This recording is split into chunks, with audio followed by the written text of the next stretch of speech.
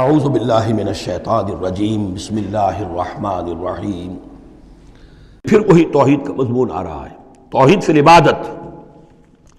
قل افغیر اللہ تأمرونی اعبد ایھا الجاہلون۔ یہ انداز جو ہے قرآن مجید میں کہیں اور نہیں ملے گا۔ اے نبی کہہ دیجئے اے جاہلو، کیا تم مجھے بھی یہ مشورہ دے رہے ہو کہ میں اللہ کے سوا کسی اور کی بندگی کروں؟ وہ دباؤ جو تھا، مشرکین کا دباؤ تھا محمد رسول اللہ پر صلی اللہ علیہ وسلم، کچھ تو کمپرومائز کیجئے، کچھ تو لے دے کے معاملہ کیجئے، کوئی ایک آدھ معبود ہمارا بھی مانے، باقی آپ کو ہم مان لیں گے، اب آپ کو بادشاہ بھی مان لیں گے، باقی جو آپ کہیں گے ہم کریں گے، لیکن یہ کہ کچھ تو آخر ہمارے ساتھ بھی کچھ تو گیو اینڈ ٹیک ہونا چاہیے۔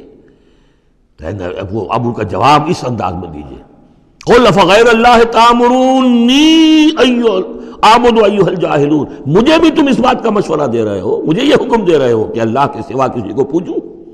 وَلَقَدْ أُوحِيَ إِلَيْكَ، اور اے نبی آپ کی طرف تو وحی کی جا چکی ہے، وَإِلَى الَّذِينَ مِن قَبْلِكَ، اور آپ سے پہلے جو رسول تھے ان کو بھی یہ وحی کر دی گئی تھی۔ توجہ سے سنیے، لَئِنْ أَشْرَكْتَ، اے نبی اگر آپ بھی بالفرض شرک کریں گے، لَيَحْبَطَنَّ عَمَلُكَ، آپ کے بھی سارے اعمال حبط ہو جائیں گے، وَلَتَكُونَنَّ مِنَ الْخَاسِرِينَ، اور آپ بھی نہایت خسارہ پانے والوں میں سے ہو جائیں گے۔ قانون خداوندی، وَلَن تَجِدَ لِسُنَّتِ اللَّهِ تَحْوِيلًا۔ اصل میں یہ سختی ساری حضور کی طرف نہیں ہے، یہ مشرکین سے، خطاب ان سے نہیں، بظاہر حضور سے ہے، لیکن بتایا جا رہا ہے کہ یہ معاملہ ایسا نہیں ہے، یہ تو ایسا قانون ہے ہمارا جو کسی کے لیے بھی نہیں بدلے گا، جو بھی شرک کرے گا اس کے ساتھ ہمارا کوئی معاملہ نہیں، کسے باشد۔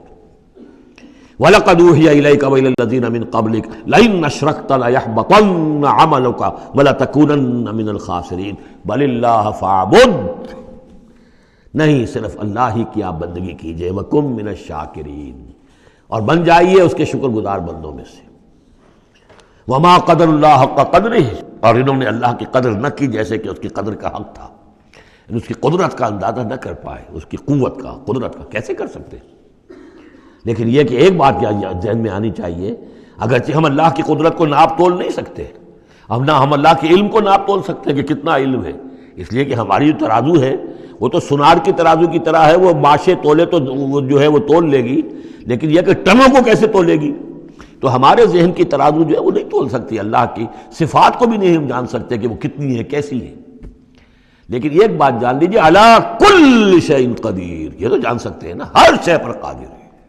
لیکن یہ کہ جن لوگوں کا ذہن جس سے بھی عاجز آ جاتا ہے، وما قدر اللہ حق قدرہ والارض جمیعا قبضتہ یوم القیامۃ والسماوات مطویات بیمینہ، اس کا ایک تمہیں جھلک دکھا رہے ہیں اس کی قدرت، اس کی عظمت کا، کہ تمہاری یہ پوری کی پوری زمین اس کی ایک مٹھی میں ہوگی قیامت کے دن، اور یہ آسمان اس کے داہنے ہاتھ میں لپٹے ہوئے ہوں گے۔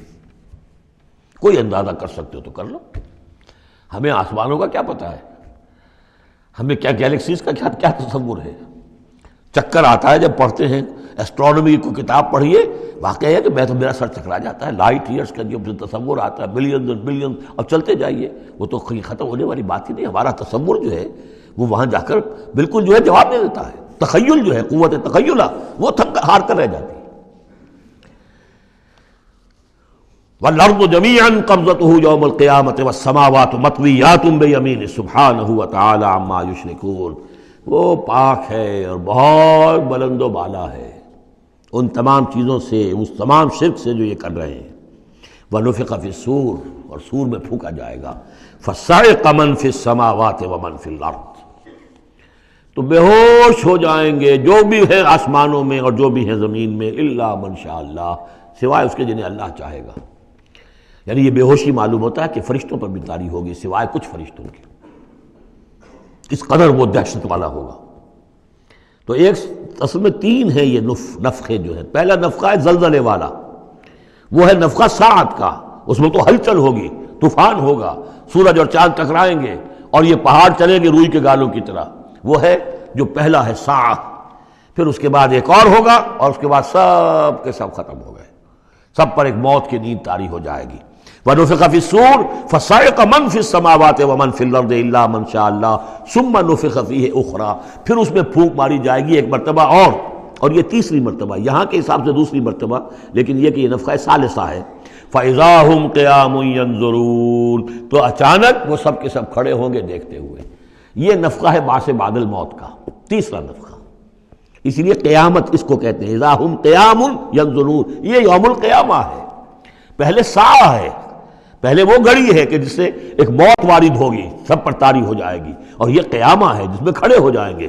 ثم نفخ فیہ اخری فاذا ہم قیام ینظرون واشرقت الارض بنور ربہا، اور زمین چمک اٹھے گی اپنے رب کے نور سے۔ آگے چل کر ہم پڑھیں گے، اس وقت اسی زمین پر اللہ تعالیٰ کا نزول ہوگا۔ وَجَاءَ رَبُّكَ وَالْمَلَكُ صَفًّا صَفًّا، آسمان غمام کی حیثیت سے پھٹ جائے گا، اور فرشتے جو ہیں قطار در قطار صفے باندھے وہ نیچے اتریں گے۔ وَأَشْرَقَتِ الْأَرْضُ بِنُورِ رَبِّهَا وَوُضِعَ الْكِتَابُ، اور کتاب اور اعمال نامہ لا کر رکھ دیا جائے گا۔ وَجِيءَ بِالنَّبِيِّينَ وَالشُّهَدَاءِ، اور انبیاء اور شہداء کو بھی پیش کر دیا جائے گا۔ صدق اللہ العظیم۔